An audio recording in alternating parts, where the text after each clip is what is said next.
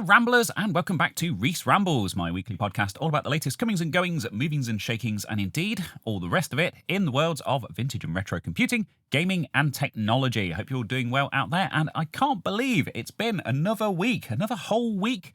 Of course, we are well into September now, and the weather is very much on the turn here in the UK. It's getting a bit colder, the nights are starting to draw in, and I think before we know it, it's going to be Christmas, and we're going to go over it all again, as we do every single year. But anyway, I know that you are not here for my weekly weather forecasts and musings on the nature of the passage of time. You're here for some retro and vintage computing related news. Now, there is something that has been discussed over on my Discord this week that I wanted to bring to your attention because there has been quite an interesting conversation around this. And this is to do with the death of optical media. So let's have a look at a video that has been posted. Specifically the video that prompted this whole conversation. So this is a channel called The Broken Tech, 5,360 subscribers at the time of recording. So a bit of a smaller channel, but first time I've come across this one, but looks quite interesting, looks quite well put together. And this video is basically the author's. What's the chap's name? I don't think I caught that. Anyway, it's it's someone's experience, someone's journey in trying to purchase an LG DVD drive, a Blu-ray and DVD drive, and essentially being told by an LG rep that LG were the last company actually manufacturing these, and that they're actually not manufacturing them anymore. Now, I don't know how much truth there is to this. Obviously, it seems to have come from a single source. There's quite a bit of speculation in the comments as well as to whether that rep was a real person or, whether it was some kind of LLM or something like that. But it is... quite an interesting debate, isn't it? So, as you may know, if you are a regular viewer of my stuff, my main channel, Control Alt Reese, and of course the stuff I do here on my second channel, I am a big fan of my original optical media, my PC big box game collection that I'm just looking at here, all those CDs and DVDs from the 90s and the early 2000s. I've got I've got the Half-Life games, I've got Deus Ex, I've got Screamer, I've got a load of the Sim games, SimCity 2000, stuff like that. And, of course, due to the nature of that media itself, it's not going to be around forever. We've got bit rot, we've got physical degradation of those CDs and DVDs. It's literally just a reflective layer of foil, essentially stuck to a plastic disc, and as we all know, they degrade over time, particularly the recordable versions of those. So, is it true that nobody is manufacturing optical drives anymore? I find that quite hard to believe. But perhaps the validity of that statement isn't the talking point here. The talking point is, of course, the future of optical media. Of course, we've had the resurgence of vinyl in recent years, very much making a big comeback, and I think they'd pretty much altogether stopped manufacturing new vinyl at one point, and now a load of new factories have sprung up, particularly across Eastern Europe and places like that, turning out new records for some really, really big artists like Taylor Swift and people like that releasing their stuff on vinyl. So perhaps we are due a CD revival. Of course, still popular with audiophile types and that whole crowd. But yeah, LG have apparently exited the optical drive market, and they are claiming, at least one of their chat representatives is claiming, that they are the last company to do so. Big news if true. But yeah, I thought that was quite an interesting start to this week's Ramble. Anyway, with that out of the way, and I'd love to hear your thoughts down in the comments. As you can probably tell, I'm perhaps a little bit sceptical, but I haven't done a huge amount of research on this. But yeah, if you want to let me know your thoughts on that down in the comments, I'd very much like to hear them. But before we fully immerse ourselves in this week's Ramble, Just a very quick shout out to our sponsor, PCBWay.com, who of course have 11 years of PCB fabrication experience, offer all sorts of other services as well, including CNC machining, 3D printing, sheet metal fabrication and injection molding, among many, many others. And throughout September, they are offering free purple PCBs. So yeah, if you're looking for something particularly eye-catching, I can highly recommend going down that route. So you can go to their website and you can use their instant quote tool on their homepage to get an instant quote. So all the prices are very transparent up front. And then they will quality check your files, make sure everything is up to scratch and there won't be any issues with the manufacturing process. Turn them around very, very quickly and deliver them to your door. So if that's a requirement for your next project, please do check out the link to PCBWay down in the description.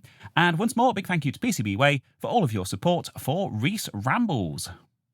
Oh dear, you can probably tell that I'm struggling with a bit of a sore throat this week. I'm not quite sure what it is, a bit of the old man flu, I think, but I am going to persevere, and if I end up having to cut this ramble short, you know why. So anyway, that's my dedication to the cause of sharing the world of retro with you. And speaking of the world of retro, you'll probably know, if you've been following my stuff for a while, that I am a huge fan of the Game Boy, the original Nintendo Game Boy, and of course the Game Boy Color, perhaps more importantly. I actually had an original Game Boy back in the day, but the Game Boy Color was one that I discovered much later on. I essentially went straight from the original Game Boy to the Advance.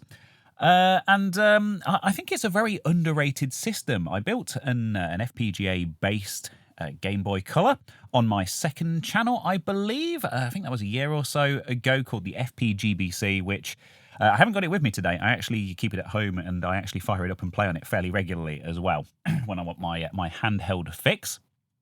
And of course, the Game Boy is also known for having a really good modern homebrew scene around it. And that's what this next story is all about.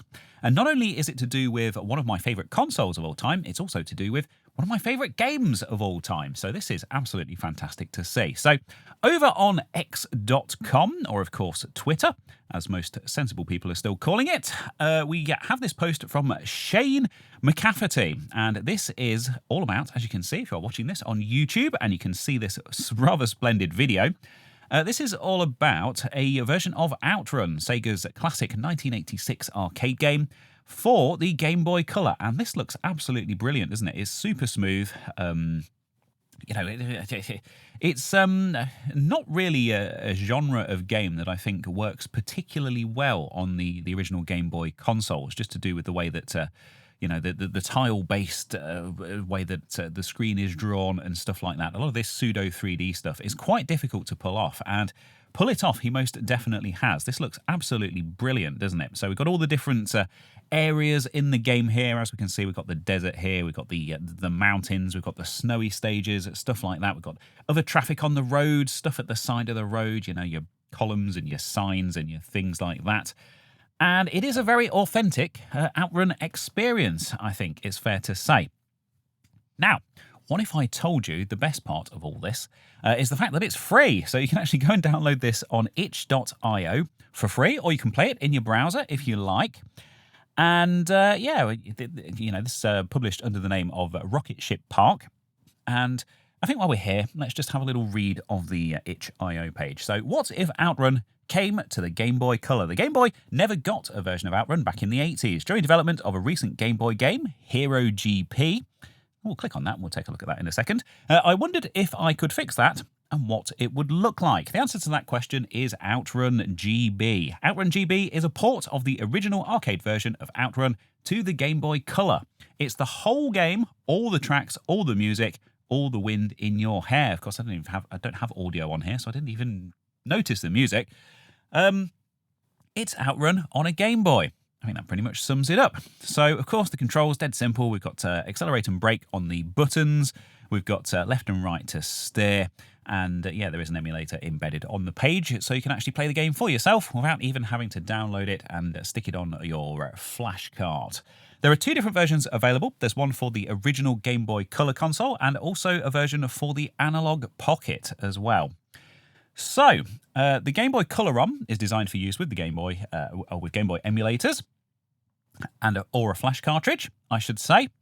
And of course, the Pocket version is designed for use with the Analog Pocket. I guess it would probably work with other FPGA-based Game Boy systems, perhaps. I'm going to have to give this a download and have a look and see what the differences are, because it doesn't really go into too much detail. But yeah, this is absolutely brilliant. It makes you wonder, doesn't it? Some of these modern homebrew games do really make you wonder why these systems never got ports of these these classic games back in the day, because I think they would have gone down very well. I think they would have been very big sellers. Of course, some of your classic arcade collections being some of the biggest sellers on those systems as well.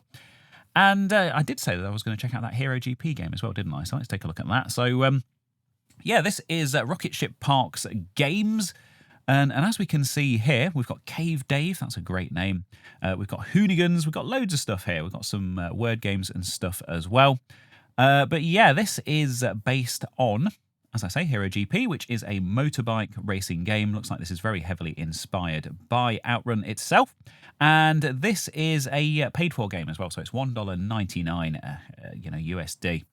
I guess OutRun is probably free because they're, essentially copyright reasons, profiting from Sega's trademark, probably kind of frowned upon. Although I don't think Sega are a particularly bad offender when it comes down to shutting down fan projects and stuff. I'm sure somebody out there who's more knowledgeable on this will correct me down in the comments. But yeah, there we go. The Game Boy Color has finally got a version of OutRun. It looks very authentic to the original arcade game.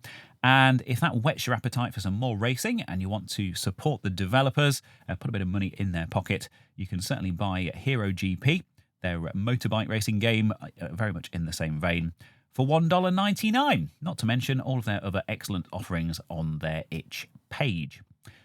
Wonderful stuff. A bit of an update to a previous story next, and this is something that I reported on a couple of weeks back. It is the Vectrex Mini, which now has information all about a limited edition version and also some pricing details, which is very cool to see. Of course, the Vectrex being a rather mythical and wonderful console from the 80s. Built-in monitor, vector monitor, of course, and that was something that kind of really made it stand out against the other TV-based consoles of the time. Wasn't a big seller, was quite an expensive thing at the time, and didn't have a huge range of games, I think it's fair to say, and of course probably didn't have the prestige that goes along with the likes of Nintendo and Sega and stuff like that, but very much has a cult following, and deservedly so, because as mentioned, it is a very interesting piece of hardware. So quite interesting to see this come back as a mini version. And the screen, of course, being the unique challenge here, because it had that vector screen. Very difficult thing to emulate, although some good strides have been made in that department quite recently, I think it's fair to say. And it's something that they are very much trying to focus on with this Vectrex Mini. So this is a group who have actually obtained the rights to the Vectrex brand name and everything like that. So it is essentially as close to an official mini console for this console as we're ever going to get. Anyway, let's have a look at this limited edition. This is over on RetroDodo.com. Vectrex reveals upcoming limited edition mini console. It's our old friend Sebastian Santa Barbara again. I think I've commented on his incredible name in the past. It is a very cool name, Sebastian Santa Barbara. I like that. Anyway, as we can see from the image, and for the benefit of those who are listening on their podcast platforms or perhaps not fully paying attention, this is white. The original console was black, but it does look rather nice in white, I will say. It does look very cool. Yeah, there's a bit of bump here, a bit of waffle. Now, essentially the source of this is that Retro Dodo has actually interviewed the creator of this new Vectrex, and it's quite an interesting interview. So, of course, it will be linked in the usual places if you want to go and give that a listen. It says here, it's been over 4 decades, since the 80s. God, does that make you feel old or what? Anyway. Yeah, so this is David Ogier, who is the creator of the Vectrex Mini, and sat down with the Retro Dodo podcast, and they chatted with David about the trials and tribulations of bringing back such an iconic brand, as well as getting to look firsthand at prototypes and David's ever-growing Vectrex collection. It was all very exciting, but when the talk turned to the upcoming Kickstarter campaign, things got even better. The Vectrex Mini tries to stay as close to the original console as possible in terms of shape and form, and there will be 3 tiers for the standard edition of the miniature marvel. But the return of the Vectrex is a special moment, and David rightly wants to mark this special occasion with a special limited edition white version of the console. A drinking game, if you are following along at home, every time the word special comes up, take a shot. And before you say it, the Vectrex came out before the Macintosh, so if anything, the Mac is giving Vectrex vibes, and not the other way around. That's quite an interesting fact, isn't it? Yeah, the Vectrex, of course, being quite a similar form factor to the original Macintosh, but actually predates it. I'd never considered that. That's a good fact. Well done. Well done, Sebastian. I wanted to do a special edition, said David. I asked my company in Taiwan. I wanted to do a gold edition or perhaps a silver edition, and they said to me, David, it's too complicated. You have to paint over the plastic. So I asked them, which colour can I do? They said white, and I thought, why not? It's going to be classy. Evidently a lot of thought has gone into this decision. The Vectrex Mini will be limited to 200 units and will cost €219, shipping with a certificate of authenticity and an exclusive white edition badge. That's €70 more than the standard RRP of the Vectrex Mini. But I think we can all agree that it's a small price to pay for such a limited edition console.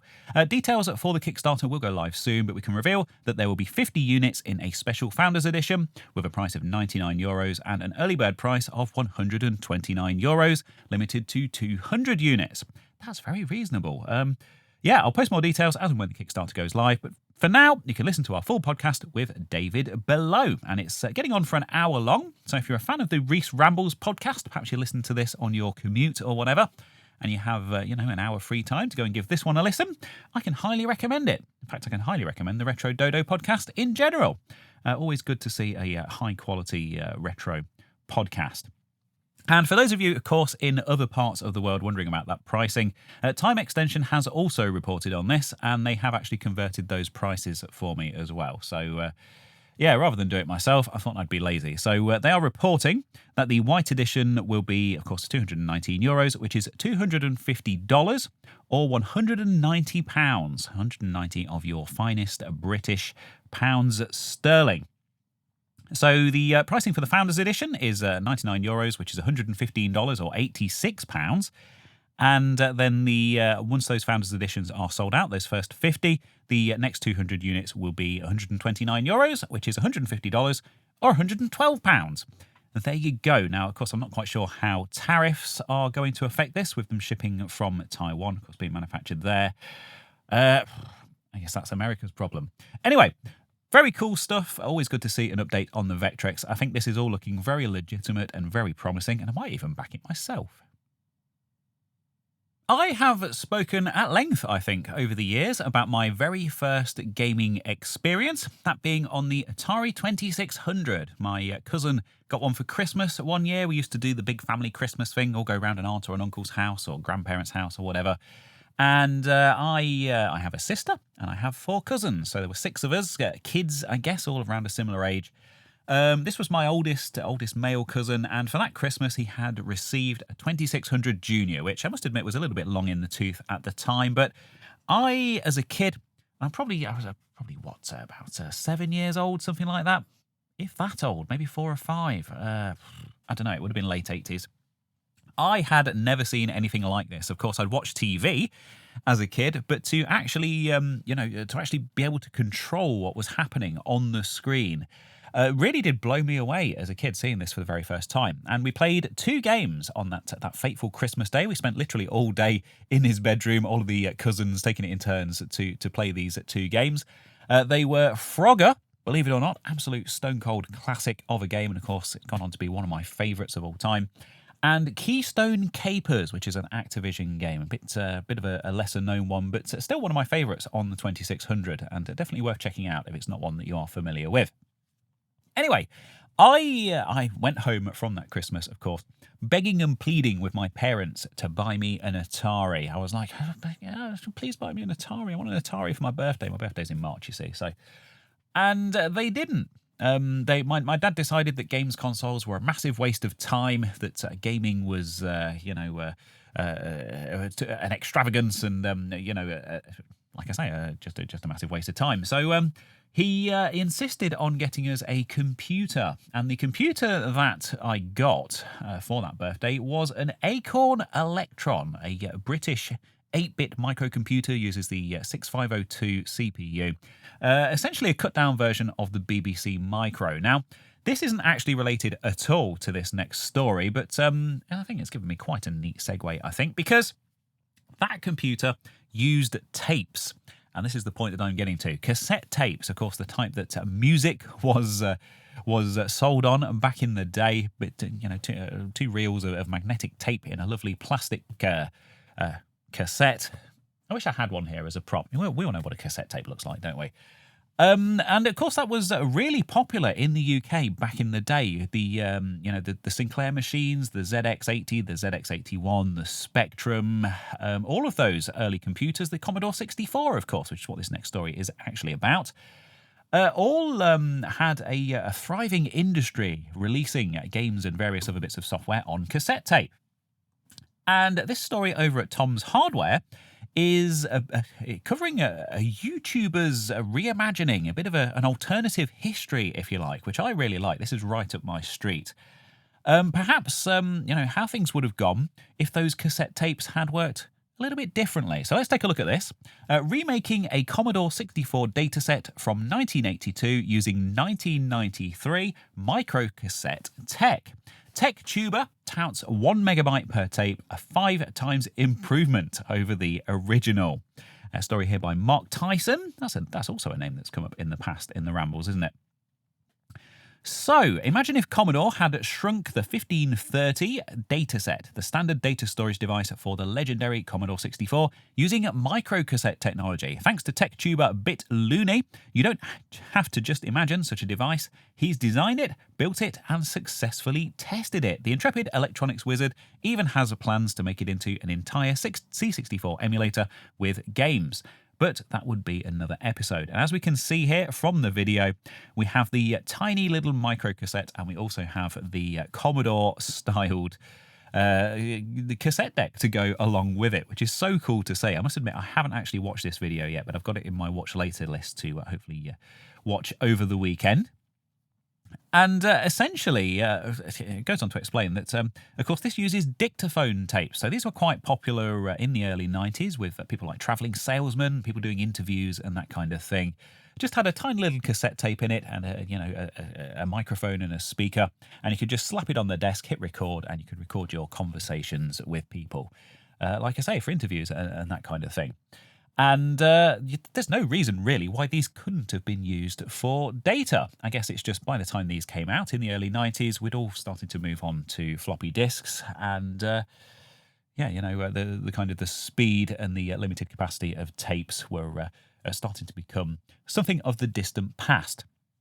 So the story goes on. The Retro C64 project wasn't the TechTuber's original intention. Why do you keep using that term, TechTuber? I don't know if I like that.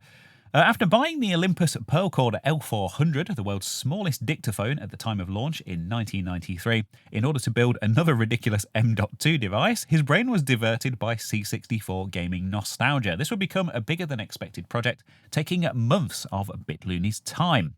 On the technology that mates audio and data streams, BitLooney interestingly compared the relationship between someone playing piano and the sheet music, which they read. Beethoven himself achieved a decent data rate this way, is a quote I never expected to transcribe today. Oh, yeah, that's pretty good. I like that. I do like that. So, what BitLooney has done here is built his own custom PCB. So this has a 16-bit DAC, it has op-amps, for the ADC and the DAC, analog to digital conversion, digital to analog conversion, of course, voltage dividers for the controls, and it has a small prototyping area for future expansions and add-ons. And so this thing has a USB-C port and a range of other ICs, and of course we get to see the build process in the video, apparently. And this story over on Tom's Hardware, of course, goes on to explain the build process of this thing. Also has some rather wonderful pictures. Of course, we're in full-on prototype mode here with wires everywhere and everything. It is certainly a thing to behold. and goes on to explain the testing process. So BitLooney's first attempt to store and then load an 8KB Pac-Man game succeeded. Bigger games didn't always work though, so the tech tuber decided to chunk the data into 512-byte pieces and then write all chunks twice, and it finally worked flawlessly. So of course this is all going to be explained in much greater depth in the video, I'm sure. But hey, I can certainly appreciate this Tom's Hardware article for making me aware of this thing's existence. It's not always easy to come across these things on YouTube, is it? Discoverability is a whole kind of story in and of itself. But I'm certainly going to be checking this video out over the weekend, and just knowing that this project exists and pondering this, this alternative history that is being touted here, very interesting indeed. Hope you'll agree.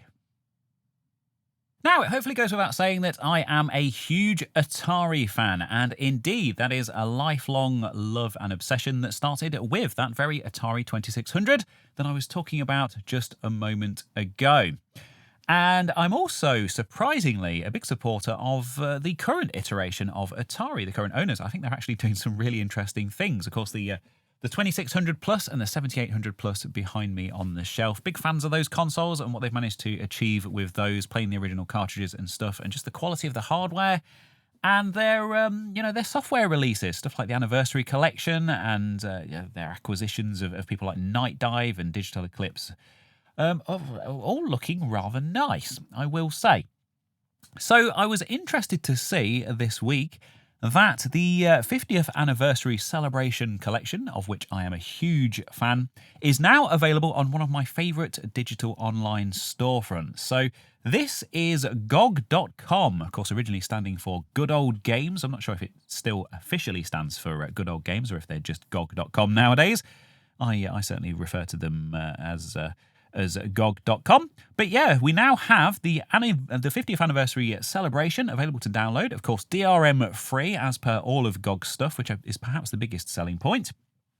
And all of the expansions, all of the DLC for that as well. So before we take a look at the collection, I'll just quickly mention that we have the collection itself, the expanded edition DLC, the first console war, which of course was all of those Intellivision games, which another acquisition of modern day Atari, the Intellivision brand and the rights to all of their games, of course.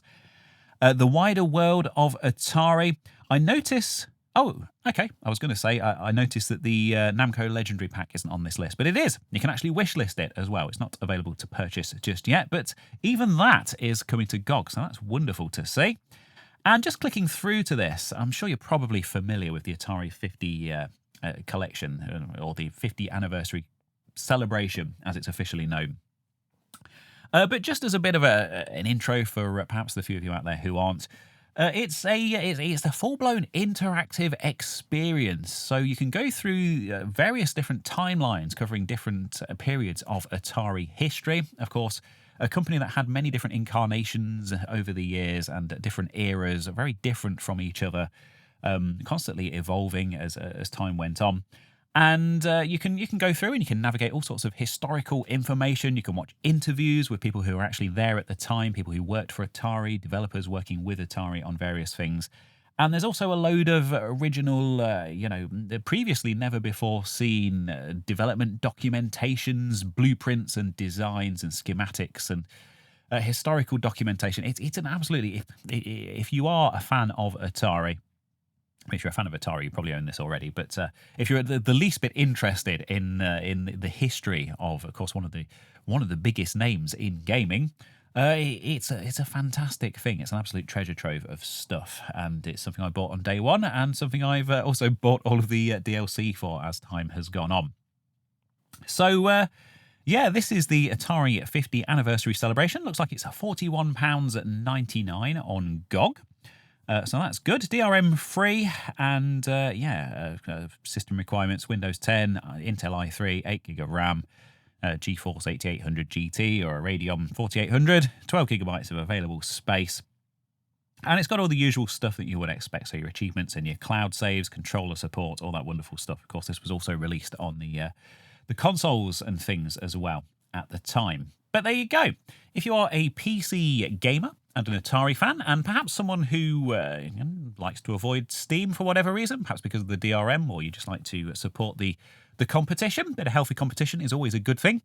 I am very pleased to report that this is now available on GOG.com. And of course, that will be linked in the usual places, as always, for you to go and check out. Those usual places, I should probably mention, being the description down below if you're watching this on YouTube, or the show notes in your podcast app of choice. 2025 is a year that has seen more than its fair share of anniversaries, I think it's fair to say. Last week, I talked about the 30th anniversary of the release of Windows 95 and my own experiences of that, installing it on our 486 family PC at the tender age of, how old would I have been? 11 years old, something like that. And yeah, my memories of Windows 95, one of my favourite Microsoft operating systems, one of my favourite operating systems of all time, due to just the period I was at in my life and my own kind of personal experiences with it. And indeed, as mentioned, I do have a couple of 95 machines here that I like to fire up as well. But yeah, some other big noteworthy anniversaries this year. Of course, we have the 40th anniversary of the release of the Atari ST and the Amiga. And of course, they were first released back in 1985, big rivals at the time, Atari and Commodore. And the reason I mention that is because it is very relevant indeed to my next story, and indeed the next anniversary that we are celebrating apparently this week. Although, according to the person involved here, quite a tough one to pin down because of the way that things actually worked back in those days.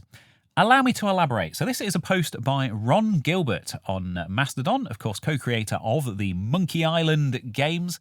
And I will say, just before we get into Monkey Island itself, most recently, of course, a few years back, he did release Thimbleweed Park, which I was a backer of. It was a crowd-funded thing, although you can just go out and buy it now. And if you are a fan of these classic point-and-click adventure games and you haven't checked out Thimbleweed Park yet, you absolutely should. Really did do an incredible job of capturing the atmosphere and the humour of those kind of games back in the day. So, you know, if you've played the likes of Monkey Island and Day of the Tentacle, Maniac Mansion, all that stuff, you will very much enjoy Thimbleweed Park. So do check it out. It's a great game. Anyway, Monkey Island. So I guess September the 2nd is as close to an anniversary we have for Monkey Island. I made the Gold Master on the 2nd, but it probably didn't appear in stores until October. There was no release date back then. It annoys me when people say Monkey Island released today.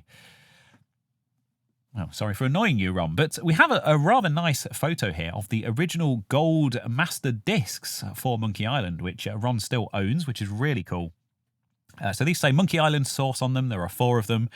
Version 1.1, final 1.1, and we have the date on here of the 2nd of September 1990, meaning that, 35 years ago. Now, he has actually linked here to a blog post on his website, grumpygamer.com, which I can also highly recommend. It is a very entertaining read, and he's always got all sorts of really interesting background information about the games and things that he's worked on over the years. But this was a blog post that he published in 2015 if you prefer, about the 25th anniversary of Monkey Island. But of course, just as relevant today, because this talks about the process of actually kind of going gold, a bit about the release process and stuff like that, and a bit of like I say, insider information. So I'm not going to read this entire blog post to you. It will be linked, so you can go and give that a read when you have a spare 5 minutes at work, perhaps over a cup of tea or coffee. But Let's just have a look at the first couple of paragraphs here. So, unlike today, you didn't push a button and unleash your game to billions of people. It was a slow process of sending Gold Master floppies off to manufacturing,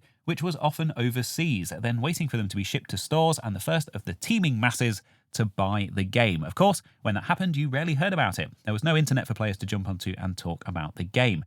There was CompuServe and Prodigy, but those catered to a very small group of very highly technical people. And he talks here about Lucasfilm's process, of course, Lucasfilm, who developed Monkey Island, about their process for testing and bug fixing and stuff like that. Of course, no day one patches and things. Back in those days, you had to be absolutely sure that what you released on that floppy disk was fully complete and working and bug-free, which it quite often wasn't. Of course, we did see revisions and people shipping patches on cover discs and stuff like that, getting them out any way that they could to fix some of those bugs. But crazy, crazy times.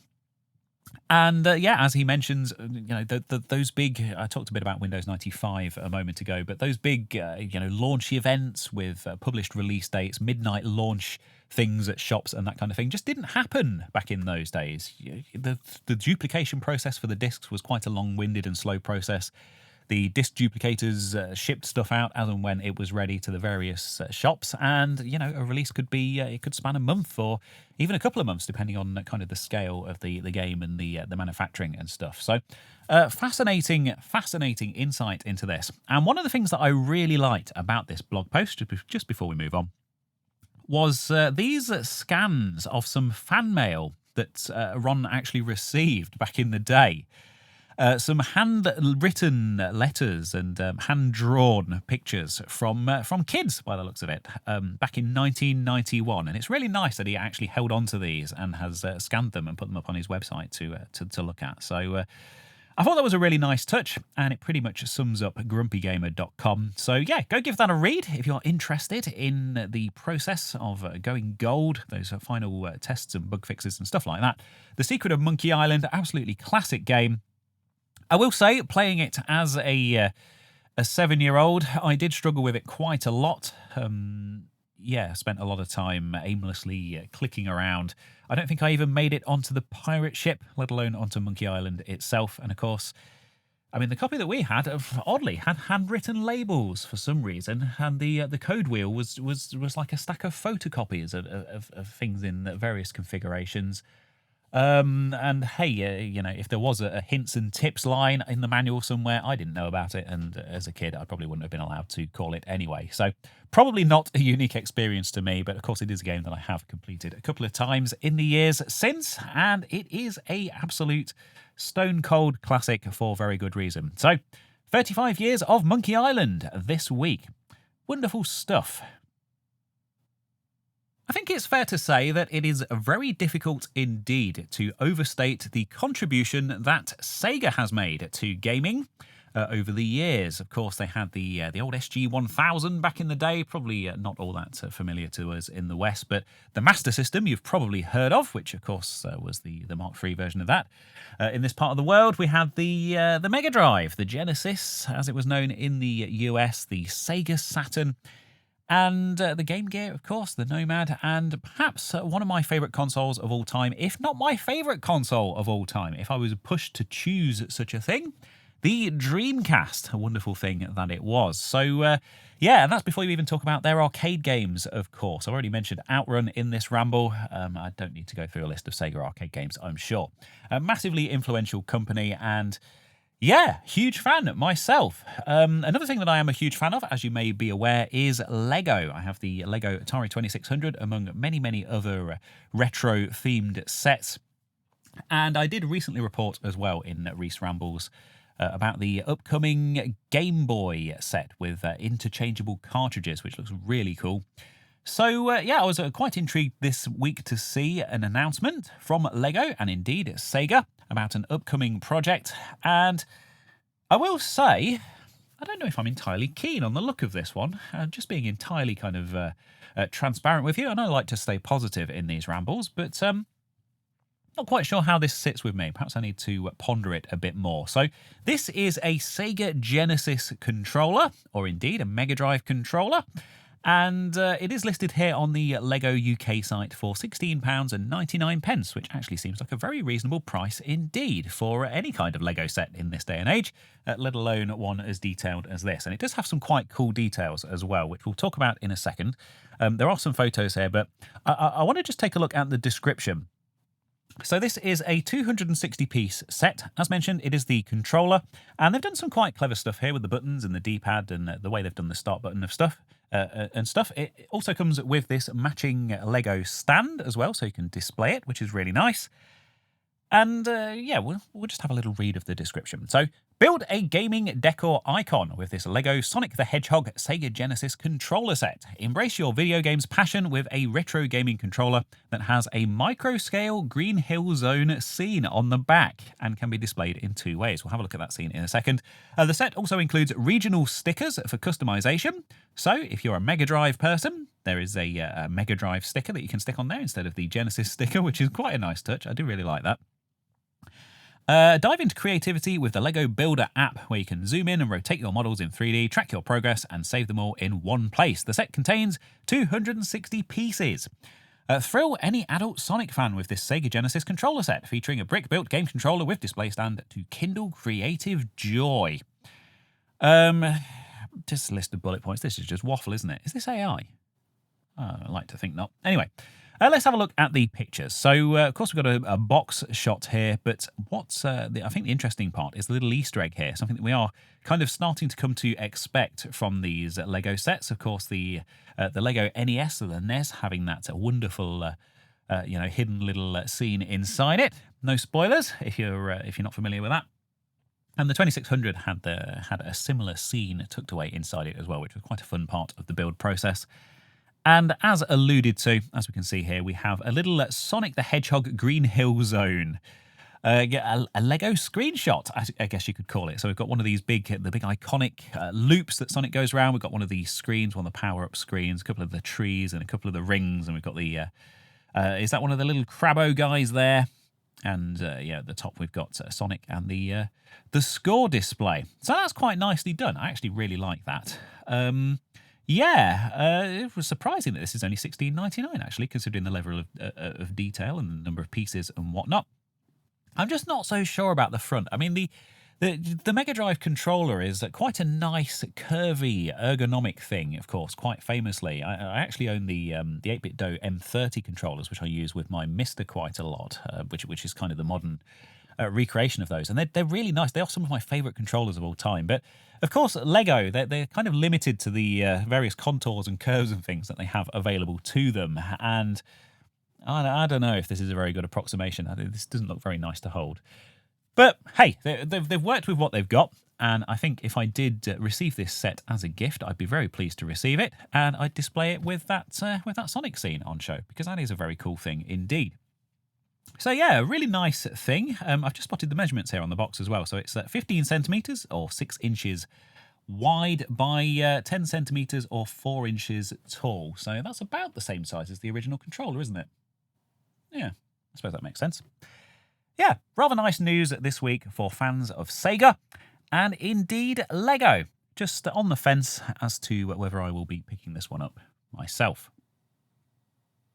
So just a little update now before we jump into my video of the week, and this is relating to a story that I reported on quite a few weeks back now about Microsoft, about the open source release of their original Altair BASIC from 1975. And at the time, I mentioned that there was a really nice kind of detailed interactive page over on Bill Gates' website. Of course, he wrote the code himself in 75 for the Altair, for the Intel 8080 CPU.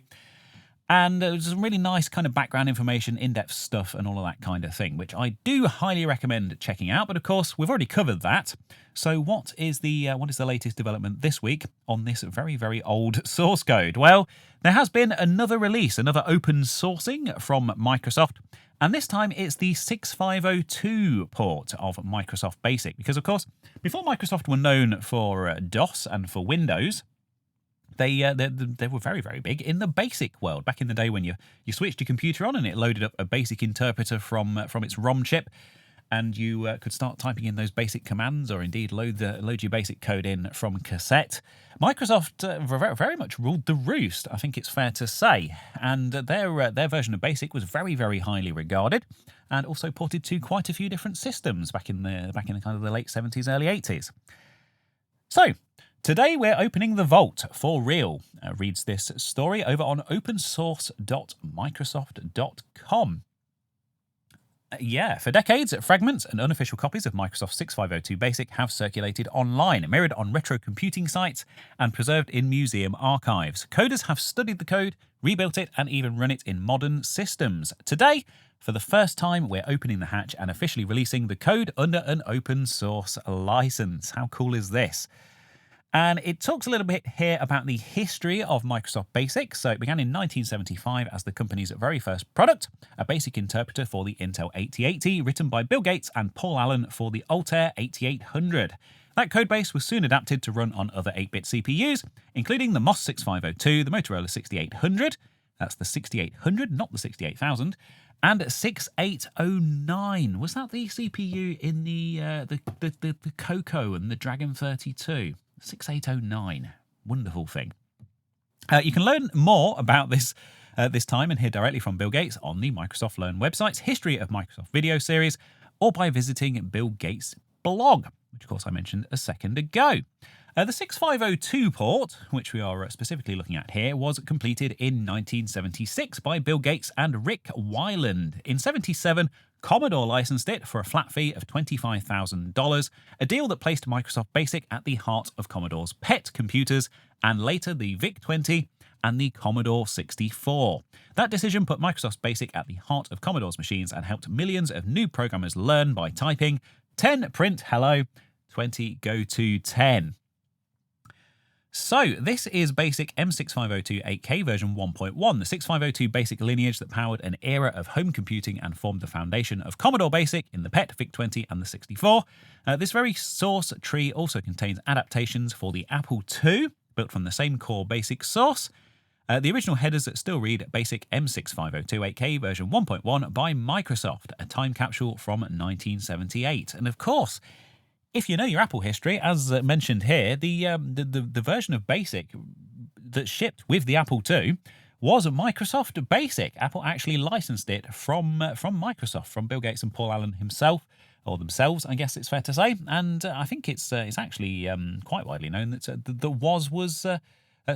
Wozniak, the co-founder of Apple, was quite a fan of Bill Gates and his work, and actually looked up to him as far as the quality of his code and stuff is concerned, and that is why he was quite happy for it to run on his machine. Certainly different times, knowing the years that were to follow in the 1990s. Anyway, there's a load more information here over on opensource.microsoft.com talking about the history of this code, how it came to be, the various systems it ran on, various efforts to try to kind of preserve it over the years, and of course how this latest effort has come to be, and where you can actually go and download it and check it out for yourself. So if you're interested in operating systems history, or 1970s computing, the early days of Microsoft and Commodore and Apple, there's certainly something interesting here for you to go and check out. So yeah, the 6502 port of Microsoft's original BASIC is now available for download under an open source license, along with that previously released Altair 8080 8800 version. So yeah, go check them out. And that, my dearest flu-filled ramblers, brings me around quite neatly to my regular Video of the Week feature, wherein I feature a video that I have seen here on the old YouTubes in the past week that has entertained or enlightened or educated or otherwise improved my life in some small way. You can tell I'm struggling a bit here, but we're nearly there. Come on, Reese. Push through. Often they are retro and vintage computing related, and often they aren't. Sometimes there's one, sometimes there's more than one, yada, yada, yada. And this is, I actually have one video for you and a bit of a bonus mention this week. So, this one's from Ahoy. Let's just jump straight in with this. Quite a big channel, 1.84 million subscribers, and of course one that has covered quite a bit of computing history and a kind of esoteric computing history, British computing history, particularly in the past, which is really interesting. They had a huge video a while back all about cannon fodder and the disagreement between Sensible Software and the British press at the time, which led to them having to change the design of the poppy in the game, stuff like that. Quite a famous story. And that has been a video of the week of mine in the past as well. But this latest one is about a game that I wasn't familiar with at all. I hadn't even heard of this game, let alone played it. And it's a game called Brat, which was released on the Atari ST and the Amiga. Let's just skip forward to some gameplay footage of this game. There we go. Of course, go and watch the whole thing. It's only 13.5 minutes long. Thank you, YouTube, for all the buffering. There we go. And it's like an isometric platform. I don't know. It's like a kind of a point-and-click type. Yeah, RTS. Is it I don't know what genre you would describe this as, but it has the character that you play as, the protagonist, that's the word I'm looking for, is a baby with attitude, with sunglasses and a baseball cap, as was the case back in the day. And the video not only talks about the game itself, but also about the kind of this style of game and this kind of attitude, character platformer type era of gaming. Really interesting era of gaming back in the day, and how this was kind of one of the last of those games, and perhaps it was a bit of a declining trend at the time, and that's perhaps why it wasn't so successful. But Fascinating, really deep dive into the history, loads of original sources and stuff, as you might expect from Ahoy. A wonderful job again. And that will, of course, be linked in the usual places. Now, pardon me. I also mentioned that I had a bit of a bonus mention for you as well. And I do need to talk about this because this is a project from some of my favourite YouTubers. So it's only fair of me to give them a bit of a shout out. This is a video over on Veronica Explains. And this is, of course, to do with Veronica's side project with Sean from Action Retro and Taylor and Amy, of course, all wonderful retro tech YouTubers in their own right. And, of course, they have a band called the Stop Bits. I haven't had the privilege of seeing these guys play live. They have played at a couple of VCF events so far, and I haven't had the chance to go over to America to one of these events. But this is the announcement of their new EP, which you can actually go and download now from Bandcamp. I believe it's $5.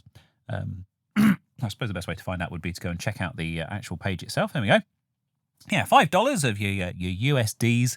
It's called Return from Interrupt, and it has 5 tracks. So the tracks are Boot to Basic, Rip Out the Battery, Magic Smoke, Add with Carry, and Put Linux on it. And of course, as you might expect, they are all wonderfully nerdy offerings, as you might expect from the Stop Bits. So yeah, I know they've put a huge amount of work into this, and they are all wonderful, lovely people. And of course, I'm a musician myself. I have been in a band myself, and always happy to give people a bit of a shout out and a bit of a leg up. So yeah, if you haven't come across this, do go and check out the video from Veronica Explains, where of course she introduces all of the tracks on the album and a bit of story behind what the songs are actually about and how they were produced and all of that. And then there's a link down in the description from that, which I'll also link to here, where you can go and buy the album yourself from Bandcamp for $5. Seems like a pretty good deal. Anyway, that's all I have for you for this week's Ramble. I really am struggling now, so I'm going to have to call it a day. But thank you ever so much for joining me. Of course, these go out 2 minutes to midnight every Friday, UK time on YouTube, my second channel, youtube.com/ReeseRambles, and also on all of the various podcasting platforms. So I'll be here, same time and place next week. And all that's left, and I have remembered this week, is to, of course, thank my Discord members who did contribute some of the stories that I've talked about this week, or at least, sparked off some of the conversations that have led to me featuring things in this week's Ramble, as is often the case. So a big shout out to Vanessa, DBK, Technic, Manimo, and Katrina. And I'm sure there were many others who were participating in those chats as well. Of course, you are more than welcome to come and join the Discord. There is a link down in the description to come and join us if you have anything to contribute, or if you just want to be part of the conversation. You'll be more than welcome, and we chat about all sorts of interesting stuff over there. Anyway, that's all I've got for you for this week. Thank you ever so much, and I will hopefully see you same time and place next week, when I should hopefully be in slightly better health. So thanks again, and goodbye.